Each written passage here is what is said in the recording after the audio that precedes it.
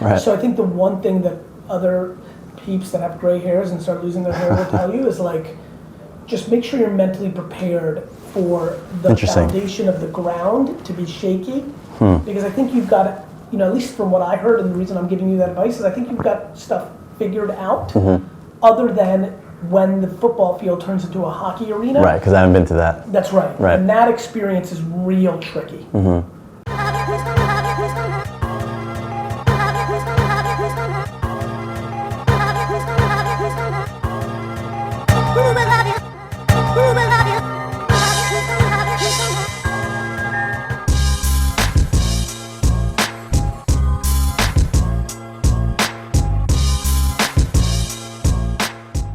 Trying to stay on it right now, man. Things are snowballing.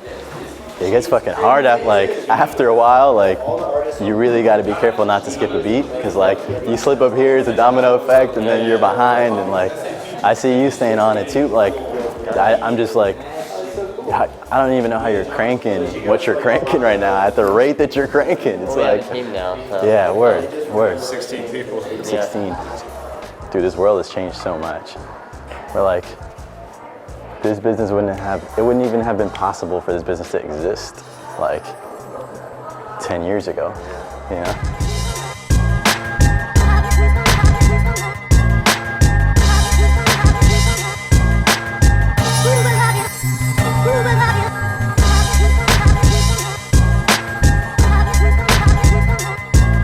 Hey. What up, brother? See it. Nice to meet you. How are things? Things are well. Things are well. You came in with a fucking, what is this? Yeah, I feel like, you gotta step your game up, I man. feel like we're inferior. I feel like my TV's small. But when I left, David Rose sat me down. Great relationship with that guy. He said, "Hey, John, you happen to have a high profile.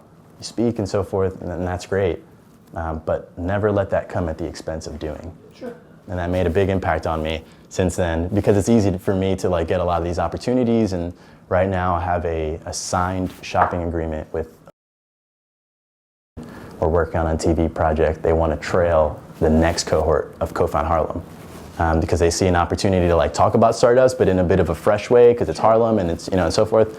So I have all these things going on right now, and that's where I'm at present day. I don't know what I'll sink my teeth into next, but I know it'll be something. Yeah, man, I think it sounds like you have context for me. I think, as you can imagine, so much of that resonates with me, and I get it. And it's good, man. It seems like the way you articulated it, seems like you've got a good, I think the only thing I would say is, I think Rose's advice was really good. Yeah. And let me give you one more good piece of advice. Sure. You haven't lived through a shitstorm yet. Right.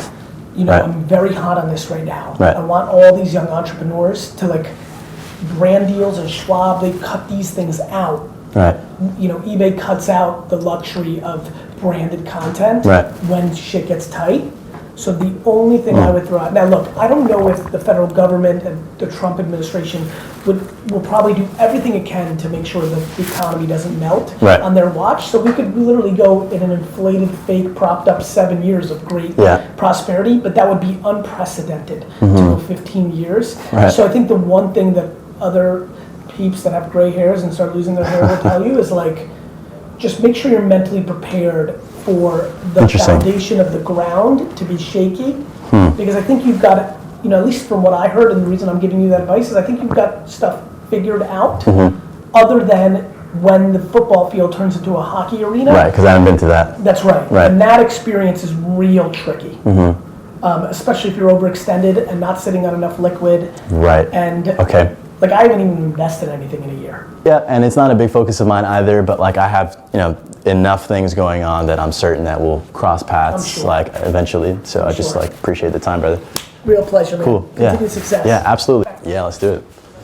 Yeah, you just had John Legend here. I did. That's epic.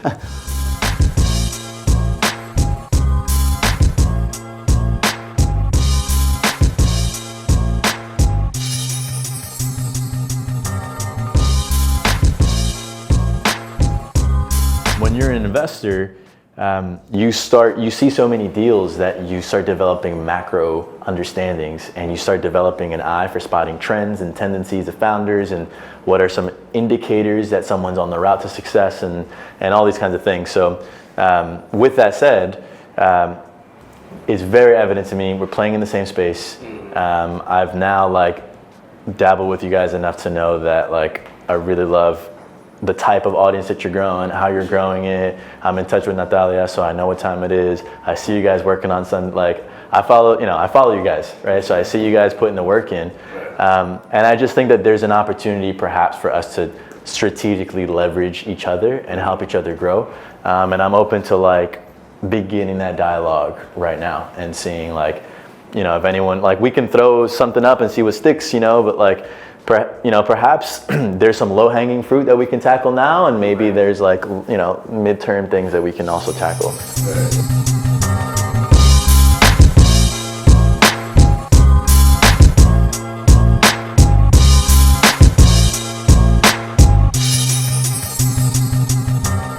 To Henri's point, I think you can compete, just as fiercely as anybody. But I think because a startup by default is strapped on resources, time, and talent, you're going to have to take the resources that you have currently available to you, and as the leader, so that you're the CEO, right? So you're going to have to choose a lane where your team can get small wins and build, because small wins are so important for that momentum. You get the small wins, because the moment you start tackling a space that's very large and you get lost in the weeds, and the wins are less frequently, you start losing that momentum, and that's when people start dropping out. So you as a CEO, I think you have a unique opportunity right now to step back, now that you've done all that you have, and say, okay, where can I trim the fat?